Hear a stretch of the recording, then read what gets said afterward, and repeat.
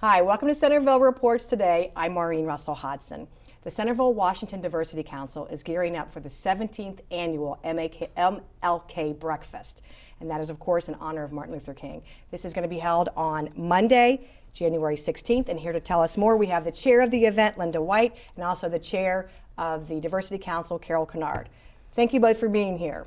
Thanks, Maureen. Now that I get MLK out there right, this really is a really cool celebration of Martin Luther King. But before we talk about that, let's talk about Diversity Council, because that's a word really that's thrown around a lot right now. And this is really a good group to become involved with. Right. The Diversity Council is open to anybody who's interested in helping promote diversity in Centerville and Washington Township. So anyone who lives, works, or worships in Centerville or Washington Township is welcome to join us with our efforts. We're primarily an education-based organization. So what we really want to do is explore topics of diversity and really promote education and inclusion in our community.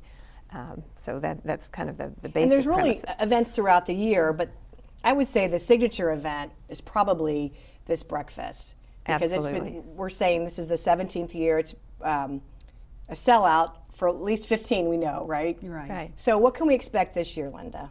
Well, we're very excited about the breakfast this year. As you indicated, this is our 17th annual breakfast, and it's a sellout every year for the last 15 years. So we're honored to have Barbara Cross as our speaker this year. Barbara Cross was one of the church that was bombed, the 16th Street Baptist Church in Birmingham, Alabama in 1963 was her father's church, and so she was one of the survivors of that bombing. And so she's going to be our guest speaker. Martin Luther King said that it was the most tragic, horrific bombing throughout the country. And there was 4 little girls that was bombed. I think that's the story that people probably know. 4 little black girls. Yes, 4 little black girls that was bombed, and there was 22 others that was injured. And so. And they were doing nothing but at their church, preparing for service. They were in the basement having Sunday school, and she dodged that because she was asked to go to an assignment, to do an assignment. And so she's here to tell us the story. So we are so excited to have her come to this event. So she'll be the keynote speaker, and I'm sure that, as you said, it's always a sellout. So if you want to get tickets, are tickets available now? Absolutely. Okay. Yes, the best way to get tickets are to go to our website, cwtdiversity.org. And right on the homepage there's a link at the very top to purchase tickets. So it takes you to an Eventbrite site where you can purchase tickets. And it's a good event for your family. I mean, we have a lot of school students there as well. This is a day that is a day off of school because it's the MLK holiday. But we're talking about kids who come and sit together and really celebrate the individualism and what's so great about I guess we would say Martin Luther King's dream as well. Yes. It will be at Yankee Trace. It's going to be at 7:30 that morning. Tickets, as Carol indicated, it's $20, and we have a lot of sponsorships from a lot of companies in the community. And you want to share a few of those sponsors? We thank them because for a lot of this would not happen. Right. Some of our major sponsors who are confirmed, we've got quite a few asks out there, but some that are confirmed include Bob Ross Auto Group, AT&T, Vectren, City of Centerville, and Washington Township. And one of our presenting sponsors will be Miami Valley Hospital South. All right, so we thank all of those sponsors because this morning, if you've never attended, wow, are you in for a treat? Because it's really, I'm going to say it's a feel-good kind of morning. And it usually wraps up by 9:30-ish? Usually by 9 to 9:30. Okay, so it's a great way to start your day that way.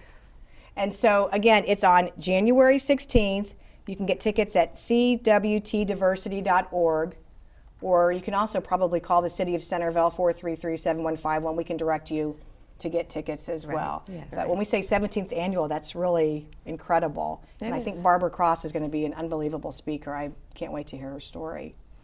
Yeah, we've had some really good speakers in the past, too. Last year was Dr. Herbert Martin, who is really an authority on Paul Laurence Dunbar, and he shared some poetry from the civil rights movement.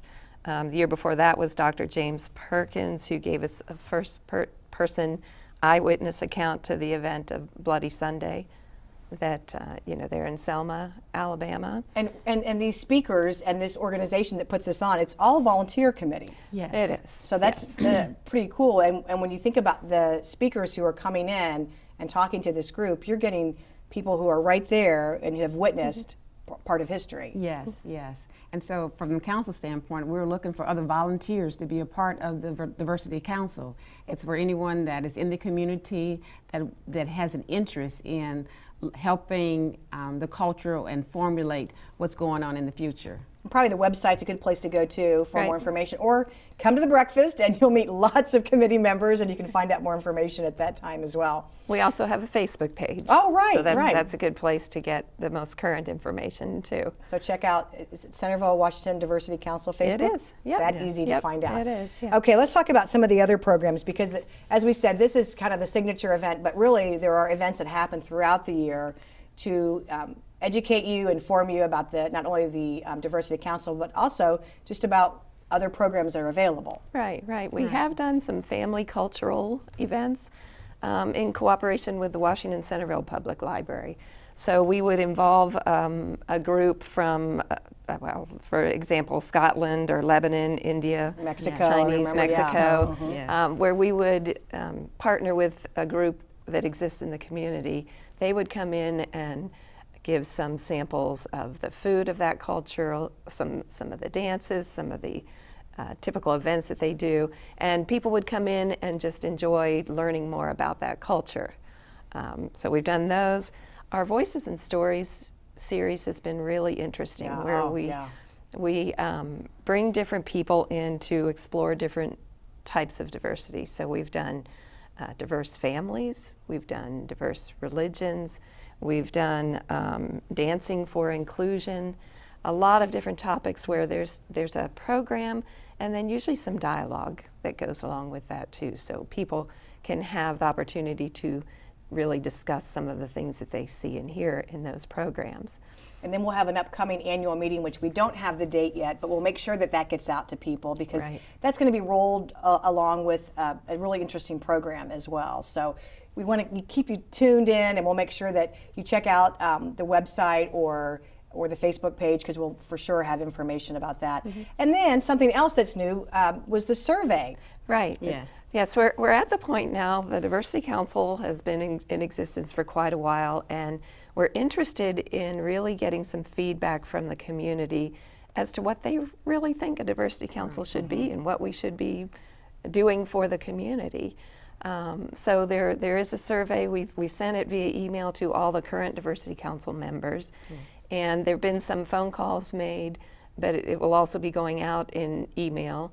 So if you happen to the get that community. email, please complete right. it. And Right. it's a SurveyMonkey survey, so it's really easy. It would take 5 to 10 minutes of your time, but it would really help us to know the future direction of the Diversity Council, so that we can be significant for this community and really be meaningful for the people in this community. And when you're talking about the origins, the Diversity Council came from Create the Vision. Isn't that where the... No, actually, it was didn't. long before Oh, it was Create the before that, Vision. okay. Yes, yes. Good. No, this was in the mid-'80s. Okay. When a group got together. I was fortunate to be a part of that group. We met at St. Leonard's and Okay. just started talking about diversity within the community and the heritage of all the different people that live here, and really decided it would be good to form a formal committee to help promote diversity, and education again was the main focus back then. I didn't realize that, so that's And wonderful. it was started with, of course, the local governments were all a part of the council, and in the early days we looked at what groups existed in the community that we would want to bring together. Okay. So we reached out to the schools, we reached out to the Hispanic group or the India group, whatever, different churches. Yeah. Just to get everybody together with some, dialogue and education, just to talk about diversity and do what we could to make this a more inclusive community. And here we are 30 years later, Yes. still grappling with those Right. same issues. So Right. Yeah. it's a point well taken. You can also stop by the Americana Festival and I know we've got a photo, but this was something that was really cool that was done this year. And what does diversity mean to you? And people had an opportunity to Yeah, to write fill down out a a few Post-it words note. and stick it on a board. So that kind of gave us a good start about what people are thinking in our community. That's probably early on in the day because I know it got filled up throughout the day. But there are also other events like that where the Diversity Council is involved. Right, we're always trying to be involved in any of the community events. So we have a presence there so people can learn more about the Diversity Council and what we do, and really to get some more members. Yeah. You know, our membership, we really could use some more members, some people who are interested in helping to work on some of the committees and, you know, really push things forward for us. And we the- want to oh, go ahead. improve communication in the city of Centerville so that organizations can know what we're doing and how we can help increase awareness. Okay, and so as we said, a good place to get a start, since it's coming right up here on January 16th, would be the breakfast. It's at Yankee Trace. You can get tickets at cwtdiversity.org. And again, you're going to be able to hear from Barbara Cross, and I think her story is going to, I think, motivate a lot of people to make a change that day, I'm sure. And you all have already talked to her, right? You've been talking with her? We've been in contact with her. She's going to be here for several days. As an assistant, in addition to the breakfast, she's going to be at Miami Valley School talking to a lot of the school kids about her experience and how she can help kids understand what diversity is and what happened at that event. Is she still living in Alabama then? Yes, she's Okay, still she living in is. Alabama. Yes. All right, so that's going to be a special week for the kids at Miami Valley School as well. As well, she's going to be at the Tabernacle Baptist Church talking about her experiences. So we're trying to get her in the community so that while she's here, other people can at least understand what happened back there in 1963, her story. Right, because we were saying, not always does everybody remember history, or maybe this is not something that kids are necessarily learning. So here you can hear it from an actual person who was there as a witness.